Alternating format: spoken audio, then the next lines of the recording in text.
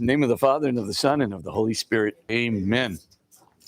Heavenly Father, we give you thanks for your many blessings to us.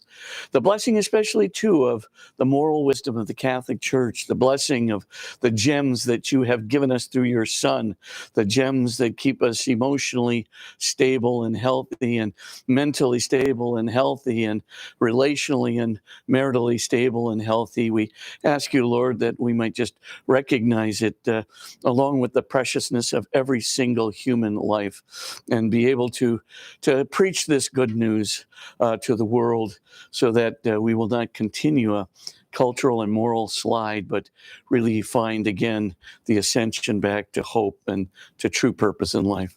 Through Jesus Christ our Lord. Amen. Amen. Mary, seat of wisdom, pray for us. In the name of the Father, and of the Son, and of the Holy Spirit. Amen. Okay, well, we're going to do a new topic tonight. We're going to do the issues of life and death. The two big ones are very clearly abortion, and the second big one is physician-assisted suicide. Now, there's all kinds of other ones too, like eugenics and things of that nature, a capital punishment. Just because of the real limitations and time for the course, I'm going to have to ignore those. But if you're interested, you can always just go to Moral Wisdom of the Catholic Church and read the appropriate sections. Okay, let's go to the abortion issue first. And I'm going to start this section by talking about the reality of fetal personhood. I know that's a big glob of words. I mean, basically what that means is that a single-celled human zygote can be shown scientifically to be the origin of a unique human being. In other words, you don't trying to divide things into trimesters. It's all baloney. The idea that we're talking about here is that even that single-celled zygote is a substantially whole human being. Nothing substantial will be added to that teeny little cell when even before it is attached. Nothing will be added to that little single cell. It is substantially whole in itself. Yes, nutriment will be added, but that's not a substantial or a transformative addition. It's not going to make, getting nutriment will not make this human being more human. Everything that it needs to be human, everything that it needs to be self-conscious, everything that it needs to be rational, everything that it needs to be, free and a free agent and free acting, every single bit of it will be there substantially whole at the stage of a single-celled zygote. Now, the proper term for this is not a multipotent soul or a pluripotent cell or a potent cell. It is what we call totipotent cell. That is to say, the human zygote is going to be the origin and the unity of every single cell that person generates for the rest of his or her life. Every cell will come from that little cell, and every cell will be unified by that little cell throughout the course, the history of that human being. So the first thing is the human zygote, in as much as it is human, is unique among the species of the species of the world. So it's completely unique, but it is also complete. It also is substantially whole. But it's not just the zygote that is complete. The human genome, which is intrinsic to that single-celled human zygote, that genome contains all the fundamental instructions, all of them. There's epigenetic influences as well, but the genetic code that's there will have all the information for all of the cell divisions that will lead to the matured human being throughout the course of his or her existence. So in other words, all these instructions, and I mean, these are complex instructions, right? All of them are present in the genome of that single-celled zygote. We have known this since 1976, when, of course, a series of very fine scientists discovered how to sequence cells, and what we call the DNA sequencer. We've known that it's been present in that single cell. That's what we call the conceptus, or the fertilized new unique human being. And of course, the two gametes come together from the mom and the dad. When they're together, they create that single celled zygote. Now, when you see that, the genome is complete. The combined genome of the parents is complete, and it is unique. Although it's constituted by parts from the mom and the dad, that genome is distinct from the parents. And that totipotent single-celled zygote, which will give rise to all the cells in a human being throughout the course of his or her existence, that is also independent of the mom and dad. At that point, it is independent of the mom, of course, even though she's carrying that child, and the child needs to be carried for nutriment and sustenance and sustainability, and also for survival itself. Nevertheless, dependent as that being is, it is, in terms of its cellular structure, in terms of its genome, independent of the mom. Now, yes. No, mitochondrial DNA is a different thing. The mitochondrial DNA it's DNA that all of us have, and it's carried through the mother, right? But all of us have the remnant DNA of this, what we call mitochondrial Eve. Mitochondrial Eve is our common mother ancestor for the entire human race, wherever it is. She lived 200,000 years ago, and then the common ancestor of every male in the world today, Y chromosome Adam, also lived about 200,000 years ago. Now, did they come together as a couple? We don't know. It's absolutely impossible to prove. But both of them originated about 200,000 years ago. Now, that remnant DNA that's in every cell, that, of course, is determinative of all the primordial basis for our DNA and RNA sequencing. Yes, it's almost like this mechanism for processing DNA and RNA is in all of us, which we got from our common mother, Eve. But that's not what I'm talking about here. The genome is actually every single bit of DNA, with all of the instructions on how to multiply that DNA into the various organs that will constitute the body, all of the cell division, all of the cell organization, all of it is contained in a set of instructions.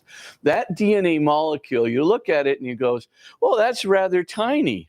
If you stretched it out, what would it be like? Several miles long. So if you took that little ribbon and you stretched it out, it would be several miles long. And by the way, I might point out that just imagine this. You could take something that is, let's say, 10, 15 miles long, and you just keep twisting, and you twist it like, a trillion times. It turns into a little teeny thing, that's in the cell, much teenier than that. So, and it's contained in this totipotent cell that we call the zygote.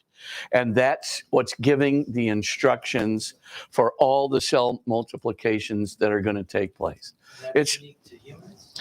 No. All animals have what we call a genome. All animals have that. But the instructions are specific to human beings. So the programming, as it were, is specific to human beings. So now when you add that up, the instructions are so complex I mean, when you look at it, I mean, this double helix, this molecule, when you, if you were to untwist it and then try to deprogram all the sequences in it, I mean, every single cell, you realize how complex this is.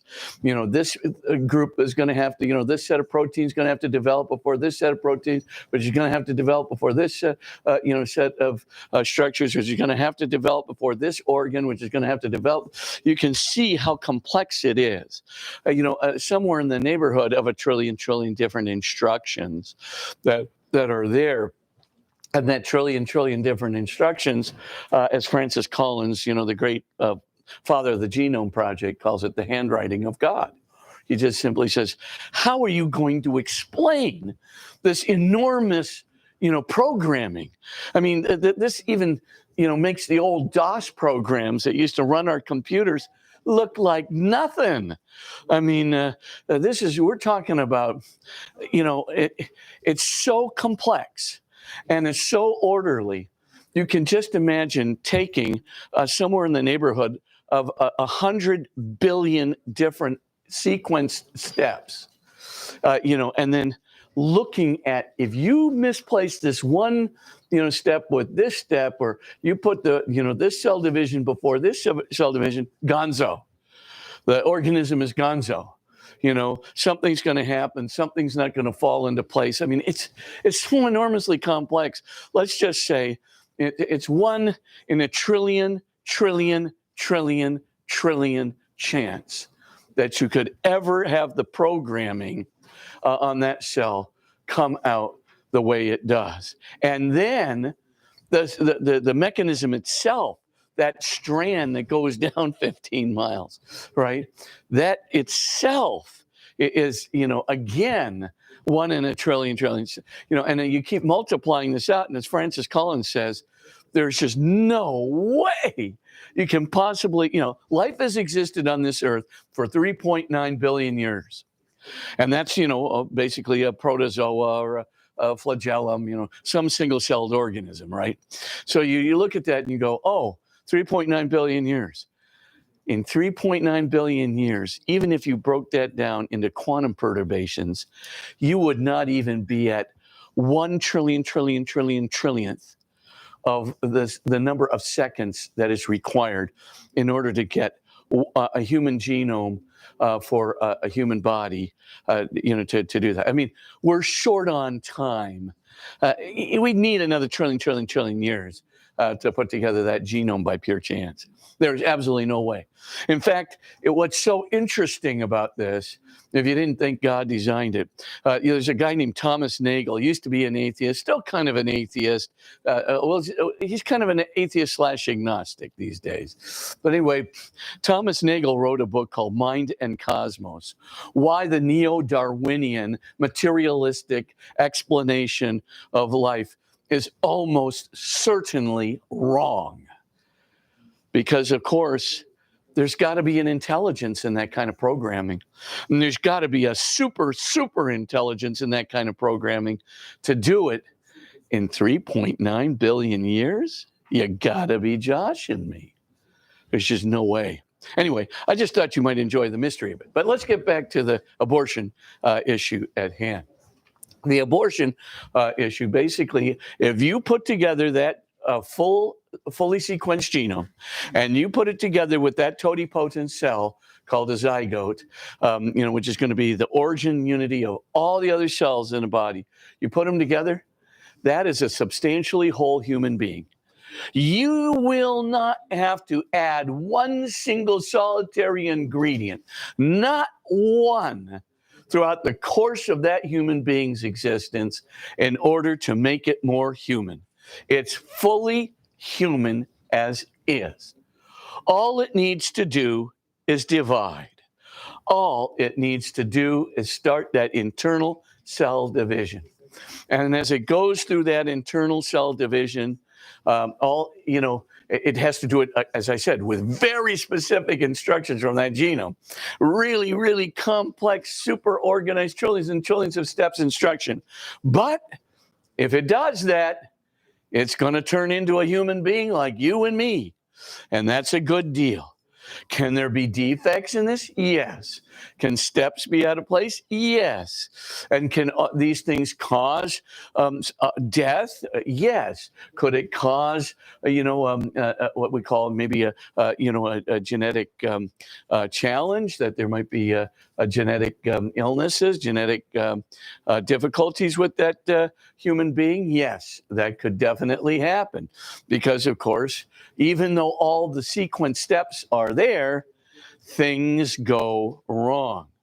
Oxygen, the fetus might be deprived of oxygen, or there might be two genes that are recessive genes in the mom and the dad, but they come together and they cause a time bomb, as it were, genetically in the fetus, and so forth and so on. Those things can happen, but it doesn't negate the fact that that single-celled human being is substantially whole. It does not need one more thing to be human. You guys, are you hanging in there with me? Yeah. Okay. Now, if that is the case, if you don't need anything more to be human, then there's nothing wrong with calling that a unique, substantially whole human being. It's there, it's complete. Any other change that happens is what we call merely accidental. That is to say, it's incidental to its humanness. The word accident, we think of it as like getting into an automobile accident or something. It really means, in Aristotelian terms, incidental. It's not needed for it to be human. It's just needed for it to develop fully according to the human being that it is. So in other words, you need a lot of cell divisions, great. But that doesn't make it more human. It just means that it was substantially human, and now it's more developed. So let's listen to those two statements. An incidental change says it's more developed, right? Whereas the substantial form of that being means it's got everything it needs to be human. So you can add to the development, you cannot add to the substance of humanity. That is what is misunderstood. So, of course, by the way, when there was a Dominican, well, unfortunately he was a Dominican, he could have been a Jesuit, but he wasn't. Anyway, this was a Dominican friar by the name of Bartolomé de las Casas. Now, Bartolomé de las Casas, but prior to his becoming a Dominican, he was a lawyer. But he was in the New World, and he noticed that the enslavement of the native peoples. And, basically he said, this is an outrage, and the Spanish government should have to pay. And this guy Sepulveda, I forget his first name now for a second, but anyway, he was there at the Spanish court, and a debate developed between Sepulveda and Las Casas.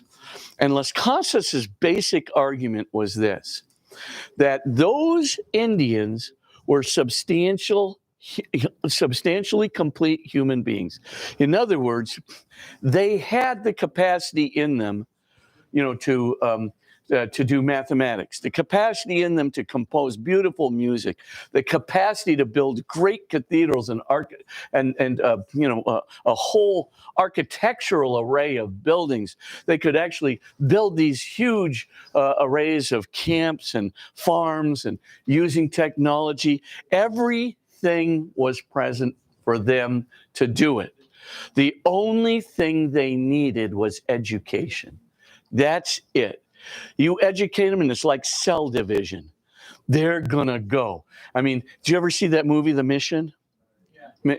Yeah. Remember how the Indians were doing the composition of the music and the building of these great architectures? But if you haven't seen that book, The Lost Cities of Paraguay, which were about the Paraguayan reductions and the Brazilian reductions and so forth, these were built by those Indians.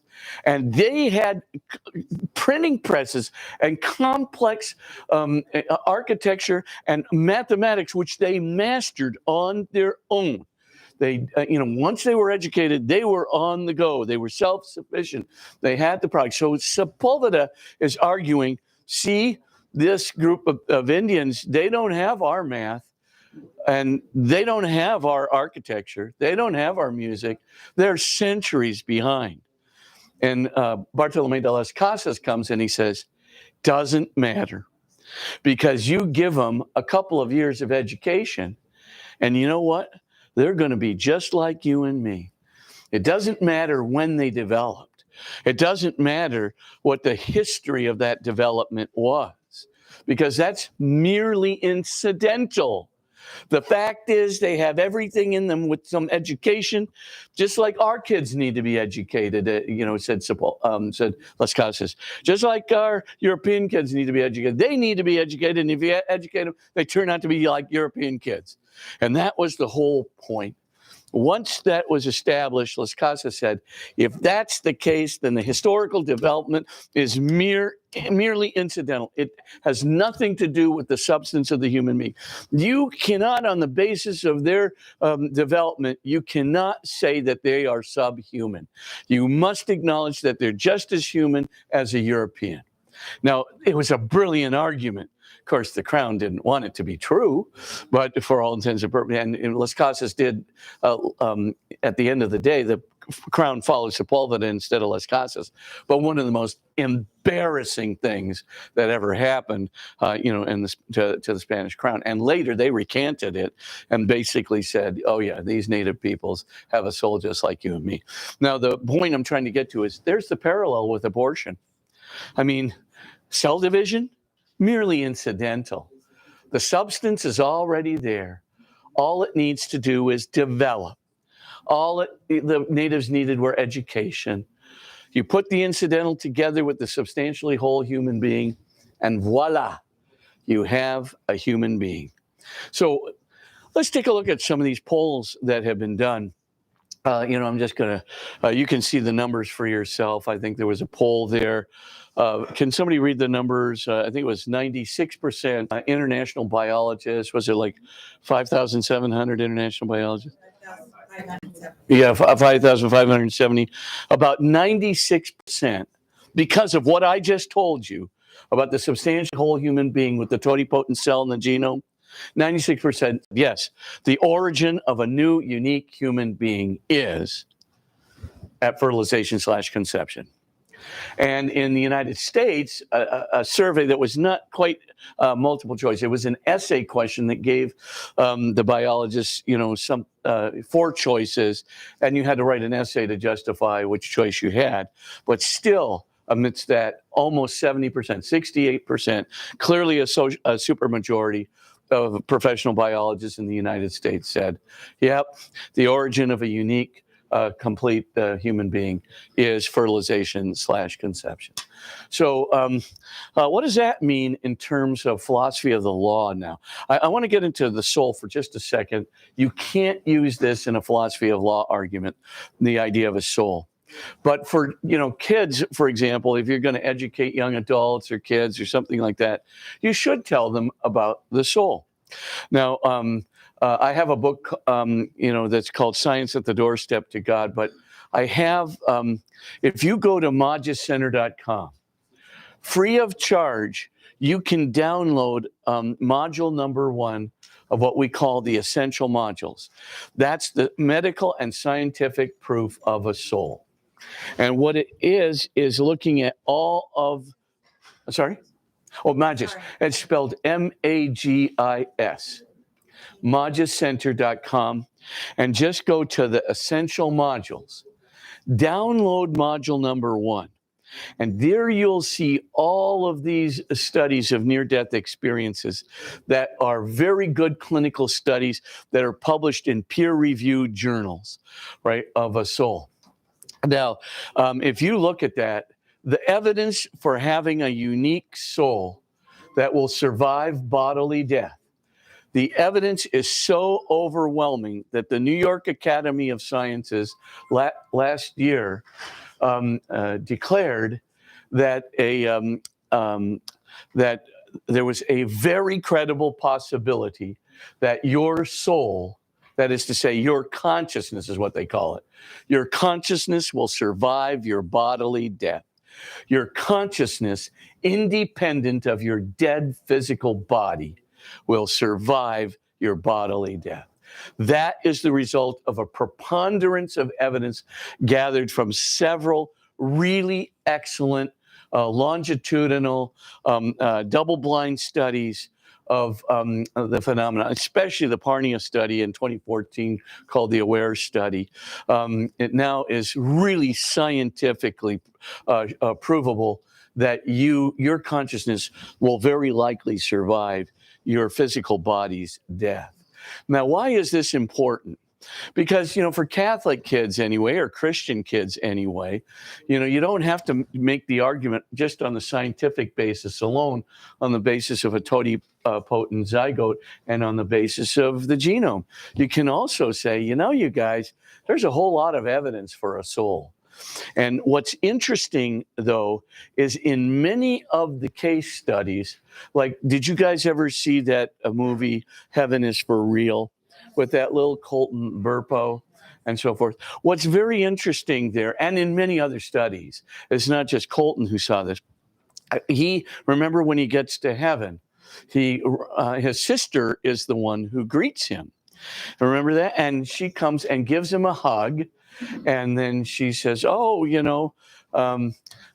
it's so good to see you. I'm your sister." And he goes, "No, my sister is so and so.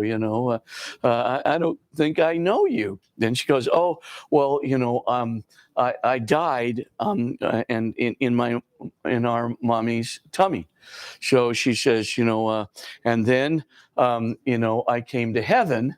And, here I am. And he goes, "Well, if you died in, her tummy, how come you're so big now?" And she says, "Well, I've been growing up in heaven." He goes, "Oh, okay." He goes, "What's your name?" And she says, "Well, I have no name." And he goes, "Well, why not?" And she, "Well, Mommy and Daddy didn't know whether I was a boy or a girl." And he goes, "Okay." So one day Colton is, talking to his mom, and you know the story, right? And he says, "Mom, I met my other sister." She said, "Don't be silly. Your sister's right here." "Oh, no. When I was in heaven, I saw her, and she hugged me, and she told me that she was my sister." And he goes on, and she's just kind of looking at him. Finally, she goes, "Well, how do you?" She goes, "Well, what was her name?" "Oh, she had no name because you and Daddy didn't know whether she was a boy or a girl." The mom starts crying, because she knew. She said, "She all right?" "Oh, yeah, she's just doing fine, But what is my point? What do these case studies show? That soul is there present in utero. That's what the case studies again and again show, is that there's, kids who died in utero are sitting there greeting people in heaven. And that, you can say, "Well, I don't take any of those things for granted." Fine. We can establish this purely on the basis of the scientific evidence of the totipotent cell, zygote, and the genome. Don't need to appeal to a soul. But I do think if God really did give that little single-celled zygote a soul, and there's a lot of good reasons for thinking that, not the least of which is, Colton Burpo or something. But really, there's a lot of good reasons for thinking just on the basis of hydrocephalic patients, for example. Remember I was telling you last week that, or maybe I was telling another group, sorry, I get mixed up sometimes. But the main thing is if a person, you know what hydrocephalus is, right? Yeah, so the fluid's going into the cranium, and of course, it's pushing against the top of the skull. The fluid keeps eating up the brain and keeps going, pushing till all of the brain is reduced to about 3% or so, crushed against the top of the skull. Now, what's so weird is that people can do mathematics. People can walk around like there's, no problem. And they're walking around, they're doing math. 5% of the 5% had a genius level IQ, not just a normal IQ, a genius level IQ with 97% of their brain gone. Now, all I can tell you is that's evidence already of a soul. There's something non-physical that's, let's call it conscious intelligence, that's doing the thinking independently of the brain. Father, Yeah. is there any relation with what Thomas Aquinas says about the soul as a principle of unity and Yes. a principle of life? Yes, we're going to get to that in 1.5 seconds. Great question. So the point though is, and here's the second part of the hydrocephalic cases. By the way, these Lorber cases, Lorber and Lewin cases, they're really unbelievable.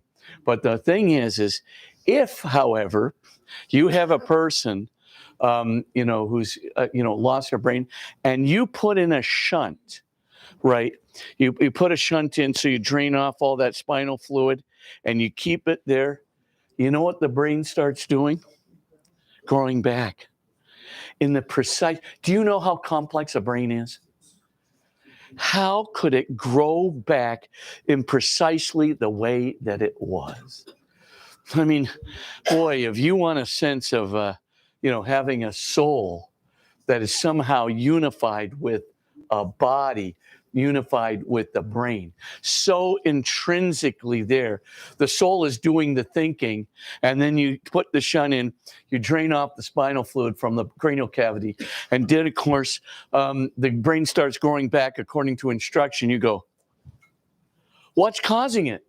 A fundamental unity between the soul and the body, with the soul being the higher principle of unity, the higher principle that causes these, the instructions of the brain. It causes, the brain develops around the soul, not vice versa. That old atomistic adage is basically proven. But you don't need any of this to establish the argument. I just pointed out because I think it's so ironic that science today is reestablishing the existence of a transcendent soul that'll survive bodily death. And right at the moment when our kids are being as skeptical as they can about a soul, the evidence is rolling in. You not only have one, you have a soul, since you were a single-celled zygote. And the soul that you had was, of course, the reason that your brain was developing the way it was. The brain is not just a set of genetic instructions, ladies and gentlemen. The brain is oriented toward provably non-physical activities. Your self-consciousness cannot be explained in terms of physical processes and structures. Absolutely impossible to do so. And it's not just the Catholic Church that says this. Like, it's David Chalmers and his whole group at New York University, the whole group at Oxford and Philosophy of Mind, all of them say self-conscious is not explicable. Now you've got Noam Chomsky and Robert Berwick, who, in the great book from MIT Press, just came out in 2000, about 6 years ago, 5 years ago. Why only us? But what are they saying? They're saying that somehow, maybe 60,000 years ago, human beings made a great leap forward, categorically impossible to explain genetically. But nevertheless, do you know what happened 60,000 years ago? I think I talked about at the beginning of a previous class. 60,000 years ago, basically human beings became mathematical. They became abstractly linguistic. They became musical, artistic, religious, a sense of the afterlife. Suddenly they became geographically apt. They started developing science, linguistics, just within, maybe at about 55,000 years ago, the Longimbo bone basically had 3 columns in it, whereby you could actually do multiplication from the bone, not just counting from the rows that are notched into the bone. So you look at all these things and you say to yourself, what happened 60,000 years ago that transformed human beings so much that the great leap forward happened, which is completely genetically inexplicable? I think we got a soul. That's what I think. I think ensouled Adam and Eve were 60,000 years ago. Now, why do I mention all these things? Don't allow for a single moment the culture to pressurize our kids into thinking that when that little human conceptus is there, yes, they're going to get a full human genome that's going to develop into a human being. But at the very same moment, what we might call the groundswell of transcendence is in that being. And it's orienting the brain development, not just towards, sensorial memory and so forth that can be physically explained. It's orienting not just toward perceptual ideas, which can be physically explained in the brain. Dogs can have that. Cats can have that, perceptual ideas and perceptual memory and electrochemical memory and so forth. Not what it's orienting our brain towards, what it's integrating our brain with is self-consciousness, abstract reflectivity, abstract intelligence, and religion and morality like conscience and so forth and so on, the things that can't be physically explained. And the brain is being integrated with this higher and intellectual principle. And of course, it comes out, you look at it and you go, well, the brain does all that. It really doesn't. Have you ever heard of those cases of terminal lucidity? It jaw drops the kids. You get a guy, and for 10 years, he's been, slowly decaying from, serious dementia, or even in the case of Alzheimer's, right, might be a rapid, case, that's caused a person to lose truly their many of their cognitive faculties and memory and so forth and so on. Happens very, very rapidly. In fact, the person gets reduced to making, animal noises. They're in a vegetative state. Then suddenly, an hour before their death, this person with severe brain lesions, severe Alzheimer's, severe dementia, suddenly the person says, Bob, I've left my will undone, and there are these things that need to be done. Can you help me do that? And I'm planning my funeral right now. This has been a guy making animal sounds for 5 years. And you go, what? Who are you? And you should read this stuff. I'm telling you, just go to the website, moducenter.com. Take those videos in Module 1 on the soul and just show that to your kids.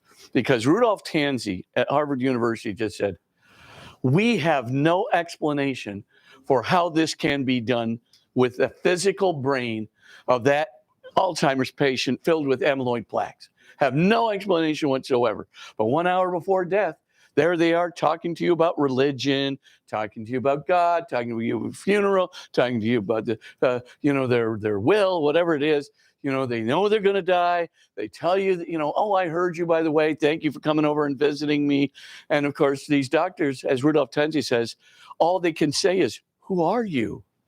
Because physically, with their physical brain, they can't do anything like that. The only reason I point that out is because today the evidence for a soul is overwhelming. I just plead with you, if you really like these questions, don't just stay with the modules. That's meant for young people. If you really want the good technical stuff, go to my book. I hate to say this, I know it's self-aggrandizing, but go to my book, Science at the Doorstep to God, and just read that stuff in chapters 4, 5, and 6, and the appendix on who are our first parents. And I'll just tell you, it's getting to a preponderance of evidence. It is the New York Academy of Sciences. It's great that they've made this declaration, but I think the evidence is there writ large in so many good longitudinal studies. Robert, can I share something? Yeah. I want to share this. We were in Texas visiting my son, and my son didn't know a lot of people, and he had met this couple, and they started hanging out. So basically, they knew very little about each other. Uh-huh. Well, the woman called the wife, my daughter-in-law, and said, I had a dream about you guys last night. And they're like, what was it? She goes, we were at church, and we turned around, and there were you, Sarah, there was Evan, and then someone who looked just like Evan.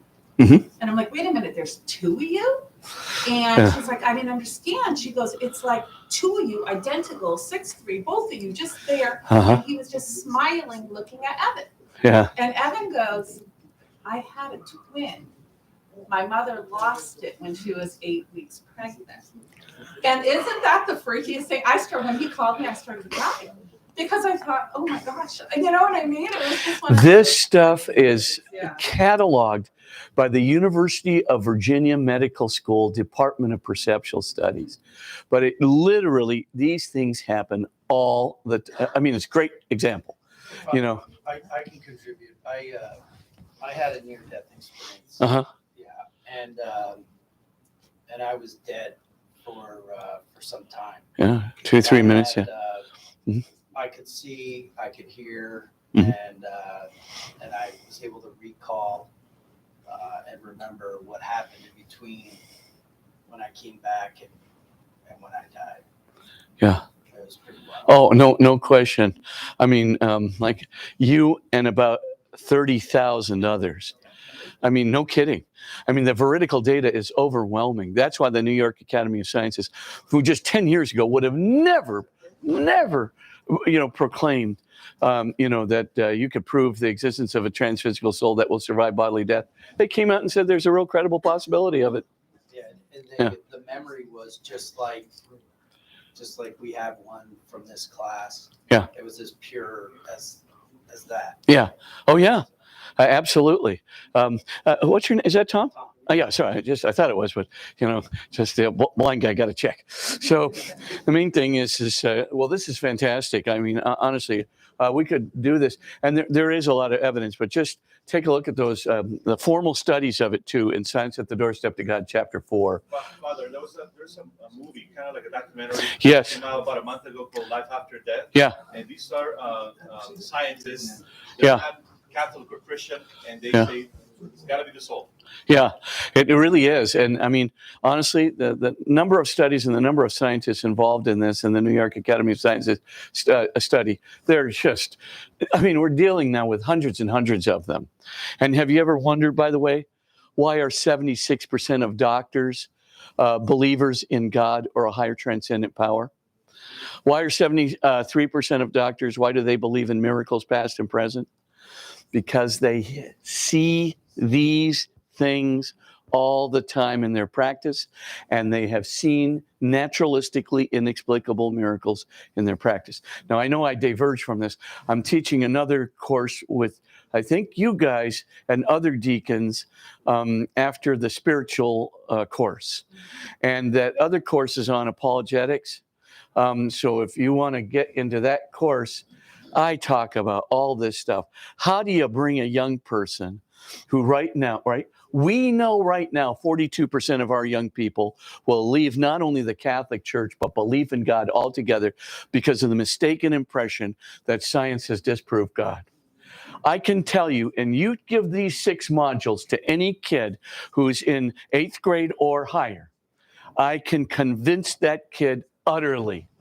First of all, God exists. Number 2, you're not going to die. When your physical body dies, you're not going to die. And number 3, Jesus Christ. I mean, the evidence on the shroud is mind-blowing. Don't have time to talk about it tonight, but it's utterly, utterly mind-blowing. So I'm begging you, just for the kids, just go to MajaCenter.com. We have a whole course on this, put out with Sophia Press. A course for the middle school called Speak the Faith. And the second course for high school is a full year, a 1 semester senior year, not a full year, a full semester senior year elective called The Catholic Faith and Science. The shroud evidence knocks you dead, but the Eucharistic miracles, I'm going to, like I said, I'll present a whole course on this, like 3 classes worth of stuff later. But right now, come if you're interested in that, come to that class. I think it's in March or something. Anyway, but coming up soon. But if you do this, you can turn those kids around on a dime. The qualitative evidence we get from the kids who listen to this go, nobody ever told me this before. I don't even know why I considered leaving I had no idea that there was evidence like this or God or the soul or Jesus. I'm just utterly stymied. But anyway, I just put that out not as a propaganda thing to come to my class, but come to my class. It could it could change your lives too. Really, it could. Your faith. Boy, you read that book. There's a guy just finished a really excellent book called Franco Serafini, and it's got an English translation now on Eucharistic miracles. It's called a cardiologist looks at at the Eucharist or something, but it's about Eucharistic miracles. And I'm telling you that I have written extensively about this from a scientific point of view, and this guy has surpassed my analysis. He went and interviewed all these doctors that did the analysis. It's really excellent stuff. Anyway, stick around. There's good stuff to come. Okay. Let's go back to this thing, though. I just want to say you don't have to stay at science, to prove a human person. You do for the courts, you do. But for the faith, make no mistake about it. We are not mere atoms and molecules. We are possessed of a soul which will survive bodily death. And that soul can see. It not just sees where the eyes are pointing, it sees 360 degrees directionally. So you can actually see all around you. You can hear. You can remember. You, as Tom was saying, you are self-conscious. Your memories are intact. You can recall later what you remembered seeing 100% accurately. So, I mean, you take this blind kid, Bradley Burroughs, he basically never saw a thing in his life, never had a visual image in his physical brain in his whole life. Blind from birth. He gets, has a heart attack, and during the middle of his heart attack, he loses consciousness, right? Flat EEG, fixed and dilated pupils, no gag reflex. And he zooms not only outside the hospital, but right up toward the top. And he's looking down at this whole scene from the top of the hospital, and never seen a thing in his life. And he goes, wow, for the first time I looked at snow. I could see that. I could see the tram tracks grooved into the snow. And sure enough, I saw the tram passing by, and there was a big, huge sign on the back of the tram with an arrow pointing to the right. And the tram kept on going, and sure enough, it turned to the right into a grove of trees. How could a blind boy, who had no visual image in his physical brain, hallucinated in the first place? And number two, how could he describe it 100% accurately? Not in the operating room where his physical body was, but way outside the operating room, sitting there at the top of the hospital, outside, like you can pass through walls, right? You can defy gravity with your soul body. You just sit there and you look at it and you give a perfect 100% description. Well, imagine this. Janice Holden did 37 different studies with thousands of these veridically proved cases of blind people and sighted people who are describing perfectly what was going on in near-death experiences. Not think for a moment you don't have a soul. And that's the starting point. Let us bring that soul back into the whole realm of theology, because these kids ought to know you're not trash. You are a divine, transcendent, transphysical mystery, and you are destined for eternal life. And Jesus was the one who said it, defined it, and his resurrection and the evidence for the resurrection of Jesus on the shroud is overwhelming. Come to my class, I'll tell you about it then. But the main point that I'm trying to say is whammo zammo, right? This is what we are. So Catholics need to present the soul case too. And the great St. Thomas Aquinas notwithstanding, the soul does not invest itself at 20 weeks. The soul is there at the moment of conception. And there's a very good set of reasons for it. The hydrocephalic case, for example, shows that the human brain is developing around the transcendent aspects of the soul, like self-consciousness and rational intellect. Okay, anyway, I diverted. Sorry, I really got distracted here, and I went off course. Okay, but now let's get back to the case of legal personhood for just a second. So, what are we talking about, when we talk about personhood as distinct from a human being? Now, the first principle for the Catholic Church is this: a unique, complete human being is a person. What is a person? A person is a being with inalienable rights to life, liberty, and the pursuit of happiness and property. It's a being with inalienable rights that belong to that being by its very nature. So the thing you want to remember is, you can call it legal personhood, But personhood is more than just legal personhood. That the law has to recognize the inalienable rights of human beings. We're going to talk about that in 1 minute.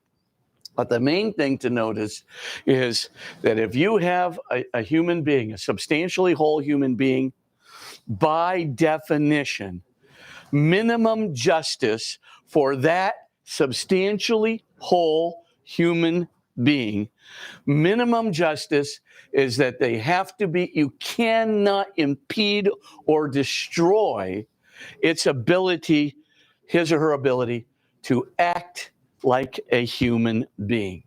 You have to respect his life, or his or her life, his or her liberty, freedom to act according to their self-conscious choices, and their ability to improve themselves and to improve the condition of their family, that is to say, the pursuit of happiness, and also to have enough property so that they will not be reduced to indentured servitude. Now, if that is the definition of a human being, I mean of a human person, the law must recognize it. So in other words, what the church is saying and what the law has always said is that every single human being deserves minimum justice, the ability to be and act like a human being. What's a human being? What distinguishes it from all the other human being, from all the other animals? They're self-conscious. Other animals are not self-conscious. And of course, more than that, they are rationally intellectual. They have not just perceptual ideas, but conceptual ideas of groups, of logical operators, of triple syntactical assembly and all these things. They have a capacity for mathematics in their conceptual consciousness. It's just simply way beyond the perceptual consciousness of this sign in American Sign Language is a banana, and you can correlate to the sign with the image of a banana. Yes, Nim Chimpsky can learn 200 words in American Sign Language. Every one of them is a perceptual idea. Not a single one is a conceptual idea. Not a single one stands for a group. Not a single one stands for a relationship, or a relationship among relationships, or a group among groups. Not a single one of those words. Then because they have no groups, they have no relationships among relationships, they have no abstractions. You know what? Nim Chimpsky, with his 200 words of American Sign Language, can't even make the distinction between man bites dog and dog bites man. The very expression that makes a little 2-year-old chortle with delight the man biting the dog, right? Nim is completely clueless of it because there's no predicates, no direct objects, no concepts, no groups, no relationships, just single images of bananas and trees and coconuts. It's unfortunately totally different. Now, why do I bring out all these points about good old Nim and so forth? The reason is because if you give somebody self-consciousness, which other animals don't have, and you give those animals rational intelligence, they can be free. And if you give them conscience, they can be morally free. And of course, animals don't have conscience. Yes, animals can be made to feel, as it were, the disappointment of the masters. Animals have empathy. Porpoises will defend little human children that are being threatened by sharks. Dogs will naturally empathize and come up to the master and want to be petted, and will be happy when the master's happy, and will be agitated when the master is not happy, and so forth and so on. Yes, animals do have sophisticated empathy, but unfortunately, no real thoughts, no real conscience, and so forth and so on. You can confuse empathy with perceptual ideas combined. You can confuse that with conscience, but it isn't. The dog is not saying, gosh, I was unjust. The dog only knows the disappointment of its master. Remember the great phrase of the remarkable Bernard Lonergan. Animals are basically sleepers. They awaken when biological opportunities and dangers present themselves. But if there is no biological opportunity and danger, you stop petting the dog, you stop feeding the dog, no lions coming down the trail. You know what the dog does? It falls asleep. That's exactly what it does. Human beings don't. No. When there's no biological opportunities and dangers, human beings are doing plans. Human beings are considering, how to get more goodness or love or beauty out of a set of circumstances. Human beings are curious and asking questions endlessly. Human beings are trying to strengthen their relationship or trying to get even and, feeling guilty or shame or whatever it is. But human beings don't fall asleep. We're doing uniquely human activities on the highest possible level. You give a human being rational intelligence. You give a being rational intelligence. You give a being a self-consciousness. You give them conscience so they know right from wrong. And you give them a sense of empathy combined with those three radical faculties. I'm telling you, that's a categorically different human being, not just from a vantage point of technology and geographical exploration, all these things, but just on the level of morality and conscience and so forth. Now, what's so important about that? What's so important about it is, if you're going to act like a human, a distinctively human being, you got to be able to make your own choices. You can't be impeded. You can't be enslaved by another human being. That human being, by its very nature, was destined to be free, to act freely, to act rationally, and you cannot suppress it. That would be minimally unjust. You can't do it. So what's the whole point then about inalienable rights? Because everybody owes everyone minimum justice. And because the minimum justice for every human being is that they be able to act, to be and act like a human being, if that's minimum justice, then you better accord them the right to life that's necessary for minimum justice to that human being. You better accord them the right to liberty. Self-governance is what we mean by liberty. You better accord them the right to self-governance, unless, of course, they're killing other people or doing something illegal. And you better accord them the right to improve themselves according to their creativity and industry, and to improve the lot of their families by creativity and energy and determination, industry. And that's what is meant by John Locke, Hugo Grotius, by the right to life and liberty and pursuit of happiness. So pursuit of happiness is the right to improve oneself. Now, Locke throws in property, and so did Francisco Suarez. So if you look at Suarez said, look, you got to have enough property so that you can't be an indentured servant. So remember, in the Middle Ages, people say, "Oh, you're free. You're absolutely free. You can do whatever you want as long as you're in your house." So, by the way, I do own your home. I own the means of your employment. I own the means by which you're going to buy food for your family. As a matter of fact, you don't have any private property and you don't own anything on your own. Well, you're an indentured servant. That's all there is to it. So, of course, the four rights are there. Now, by the way, does anybody know here in this good classroom filled with Catholics, who was the one that first recognized inalienable rights in the history of humankind? It was a Jesuit named Francisco Suarez. In a remarkable work in 1620, he wrote a book called De Legibus.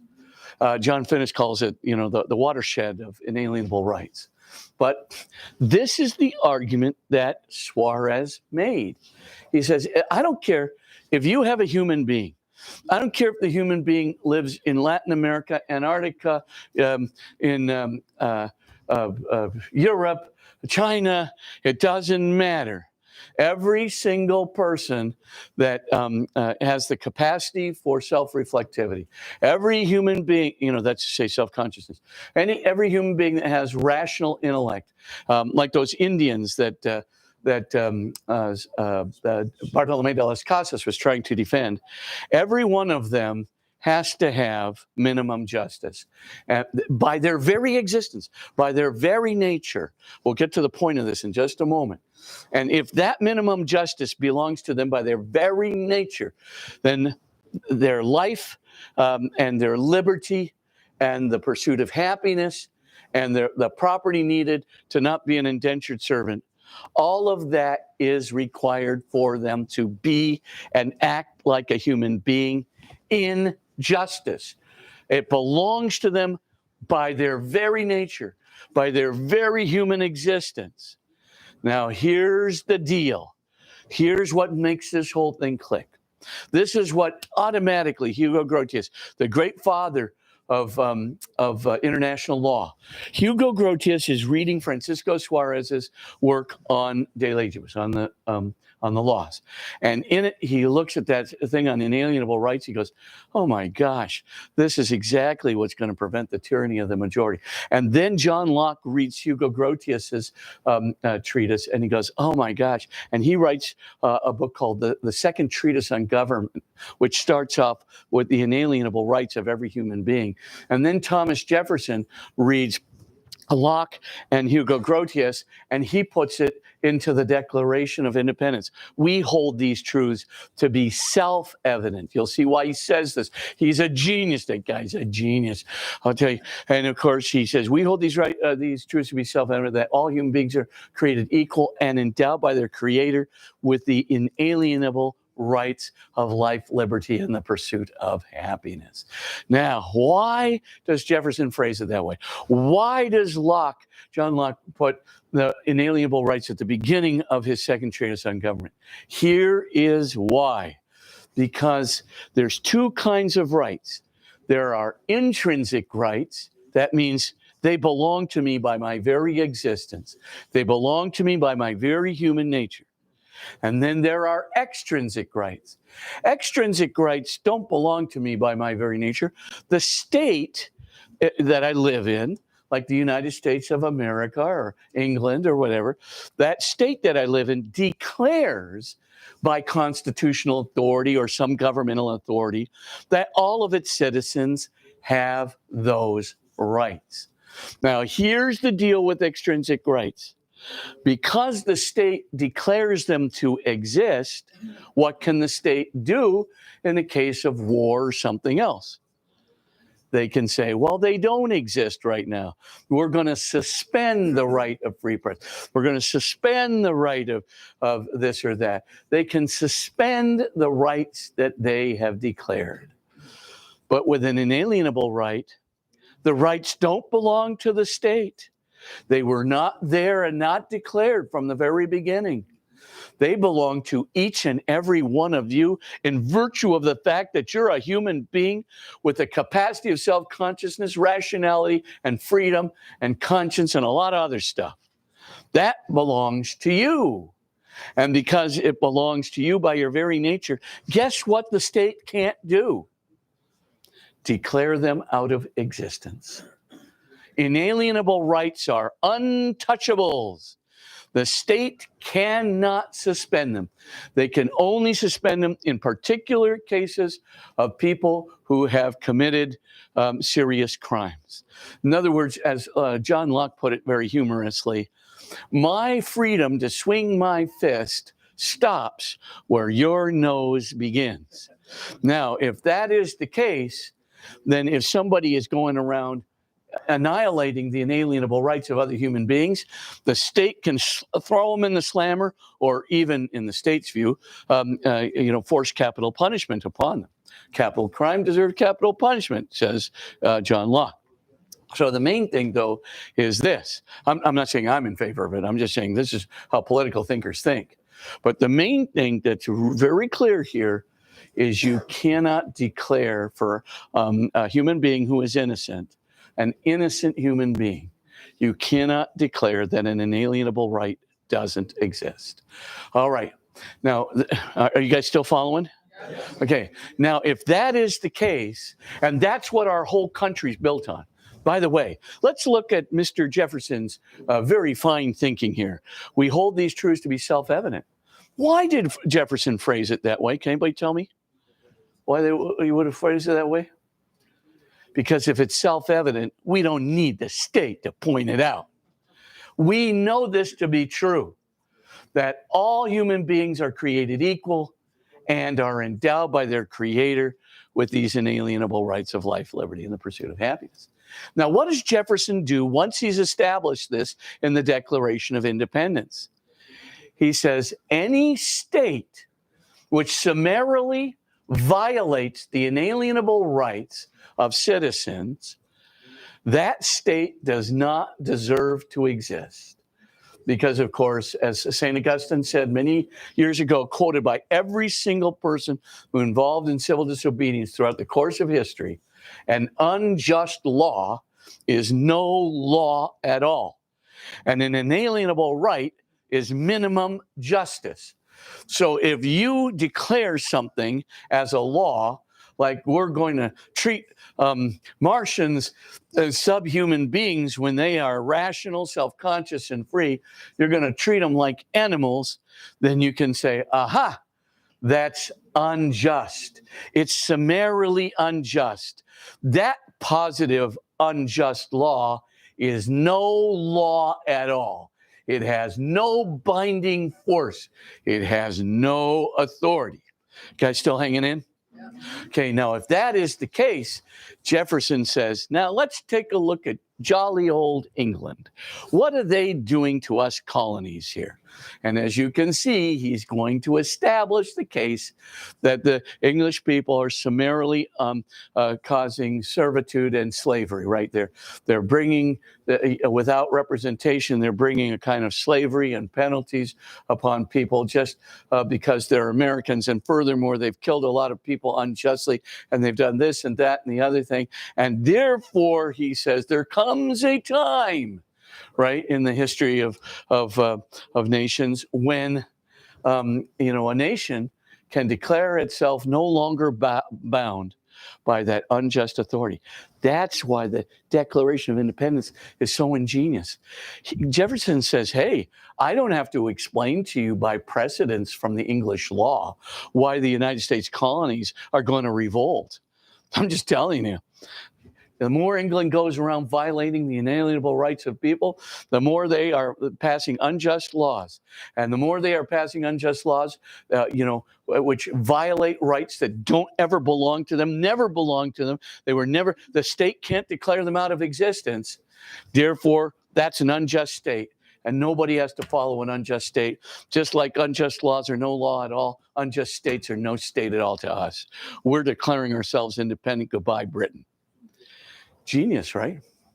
Here's the second thing that's of relevance. Are you still hanging in? Yep. Okay. The other thing that's very ingenious about inalienable rights is, of course, extrinsic rights. Those are the rights declared into existence by a state. Extrinsic rights belong to people by declaration of the state, right? And because they do, they belong to citizens. There's not a true universality of them. So some people in a nation might not be citizens. And then if you do not have a recognition of inalienable rights, then those people that are not citizens within that state can be forced into indentured servitude, basically, because constitutional rights will not guarantee it. Does anybody see something in the United States history where that actually occurred? Yeah, Dred Scott versus Sanford. Remember that legal decision where the Supreme Court declared unanimously declared that black people could be reduced to slavery, reduced to property, quote, by the superior race, i.e., English Caucasians that happen to be colonists and so forth. By the superior race, they could be enslaved by them, reduced to property by them. And of course, you look at that and you go, that couldn't have happened in the U.S. We believe in inalienable rights. No. the Supreme Court conveniently forgot about the inalienable rights of non-citizens. You know how the Supreme Court justified it in Dred Scott versus Sanford? Basically, in that decision, the Supreme Court said, well, we searched the Constitution for guarantees in the Constitution that black people were citizens and therefore would have rights under the law, but finding no specific guarantees that black people are citizens, they therefore don't have any extrinsic rights, constitutional rights under the law. Therefore, they can be subjugated by the superior race without any penalty whatsoever. Now, you look at that, and you can do that with constitutional rights because constitutional rights are declared into existence. You can restrict constitutional rights to citizens. That's fine. But you can't do that with an inalienable right. You can't do that because the right doesn't belong to the state. They can't say inalienable rights belong to only citizens. Inalienable rights belong to everyone who can be and act human. And justice, minimum justice, demands that everyone who can be and act human must have at least the inalienable right belonging to them by the very nature of life and liberty and the pursuit of happiness. You guys with me still? Yeah.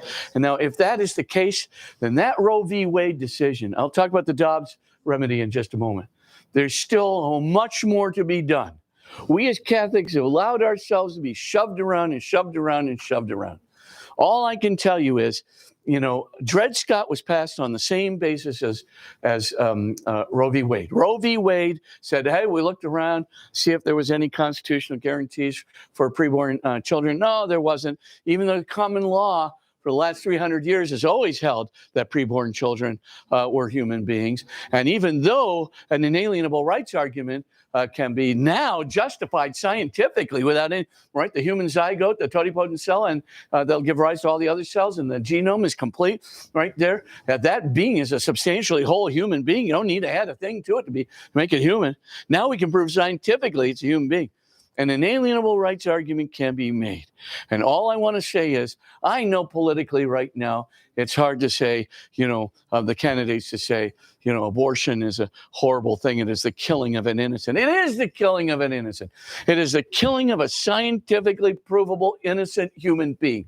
And every time a nation starts getting into the mischief of doing that, every time a nation starts declaring one group of human beings that are scientifically provable, complete, unique, substantially whole human beings, once they start getting into the declaration that they're subhuman or don't deserve protection under the law, they're not persons under the law. It goes right down the Dred Scott trail. And once that happens, we undermine our country. We absolutely undermine it.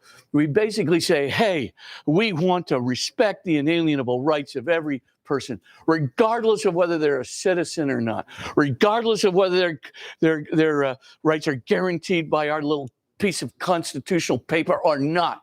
They are, by their very nature, deserving of inalienable rights because those inalienable rights belong to them by their very nature. And, be damned the state that tries to take it away from them, for they are too guilty of murder. Now you say, well, Spitzer, why don't you get out there and do this passion? I do. I absolutely do. But it takes more. We got to, start getting our act together. I mean, the argument we can form constitutionally. Justice Alito is a friend of mine, and I can tell you, he gets it totally. I mean, he knows that it's the step that we ultimately have to take. Okay, we need to be practical, right? We need to win some elections, or you need to do this, or you need to do that. Fine. The Dobbs remedy, though, is not the complete remedy as far as the Catholic Church is concerned, or what I would call universal social theory is concerned. There is, I'm going to talk about a universal social theory, but universal social theory is based on Francisco Suarez, the Catholic principle that every single human being deserves minimum justice. And any being that is provably a unique human being that has the capacity for consciousness, self-consciousness, and rationality, and freedom, etc. If you can prove that, both scientifically, philosophically, you cannot deny that human being the right to life.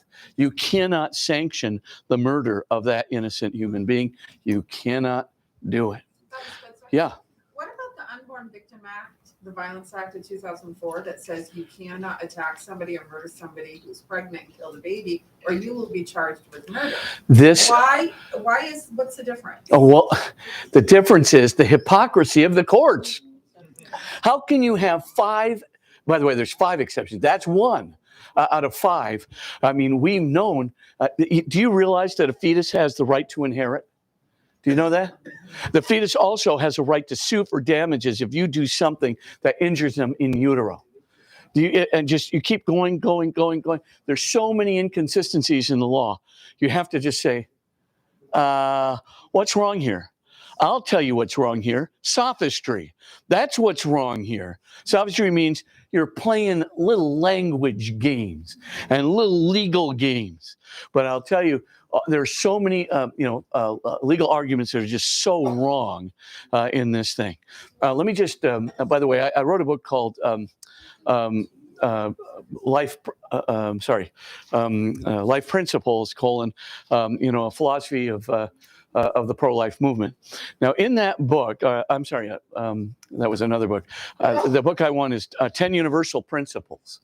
Just get that book, 10 Universal. It's a teeny little thin book. But if you get that book, I'm telling you, it really does have a real wallop, a capacity to really change your whole view of the pro-life movement. But what's my point that I want to make here? Let's first go back to what happened with Catholic social theory that became universal social theory. So let's go back to Francisco Suarez. He develops this theory. By the way, he belongs to a very famous school called the School of Salamanca.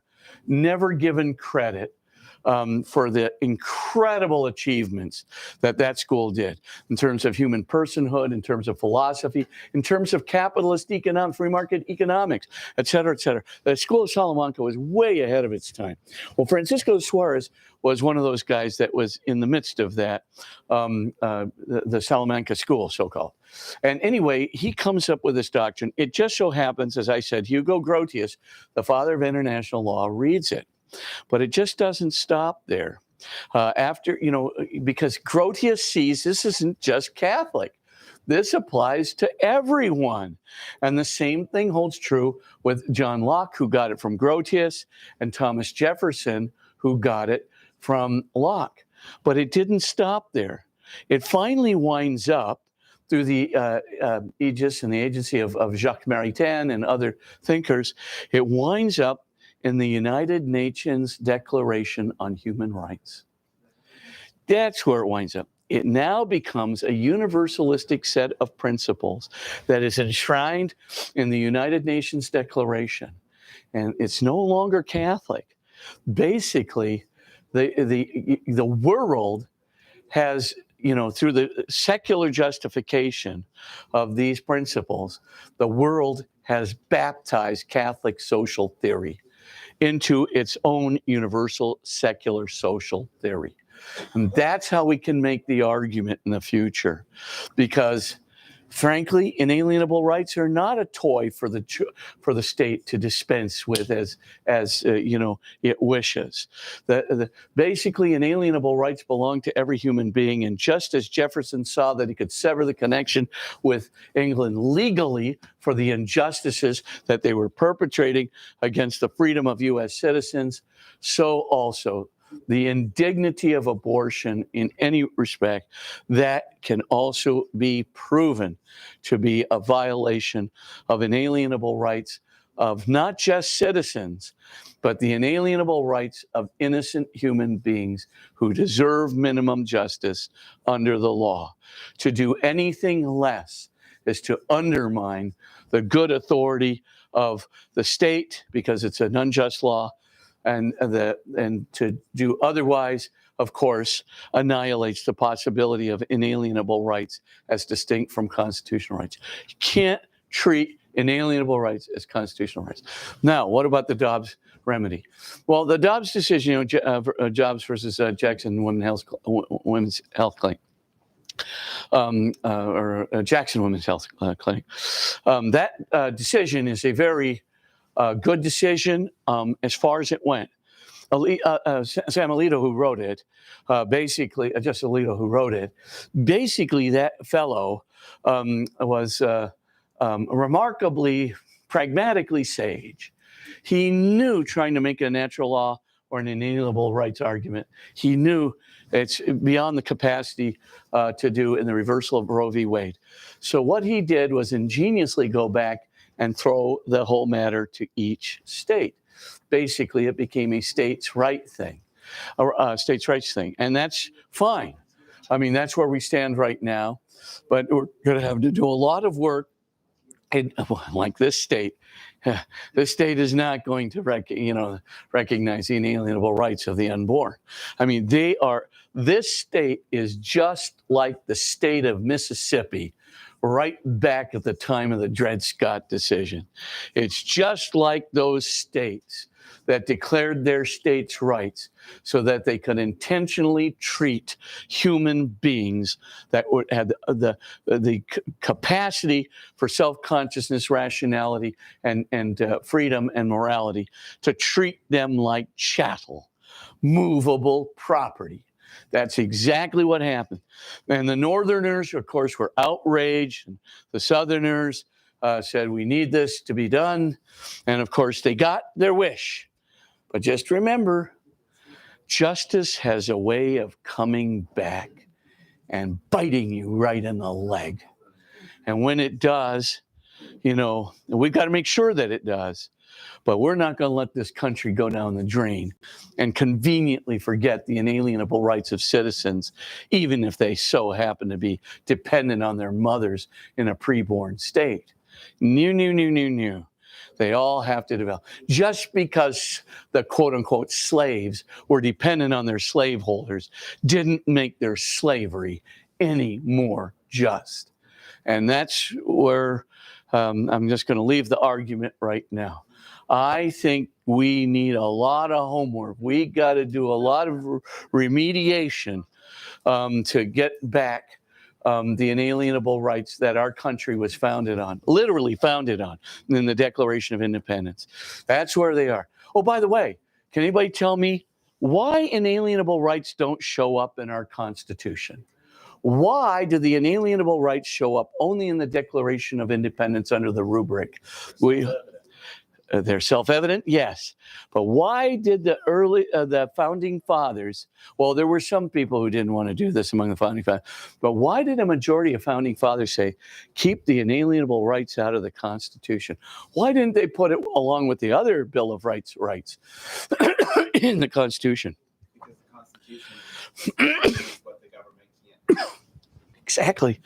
Exactly. What does the Constitution start off with?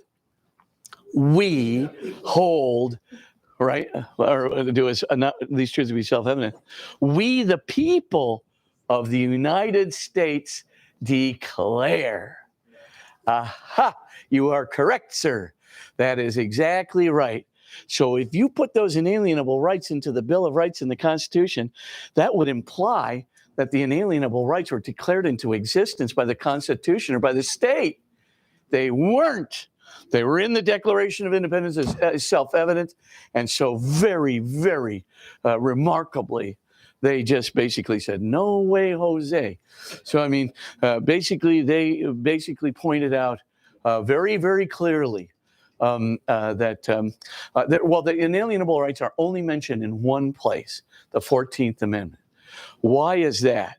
Because the Constitution needed to declare that not just the U.S. government had no business violating inalienable rights, but after the Civil War, when the 14th Amendment was passed, right, they want to say no state shall deny the inalienable rights of human beings. If you belong to this confederation of states called the United States, a state can't separate itself off and say we're going to declare inalienable rights suspended. They can't do that. Rights are not gifts from the government. They're just there.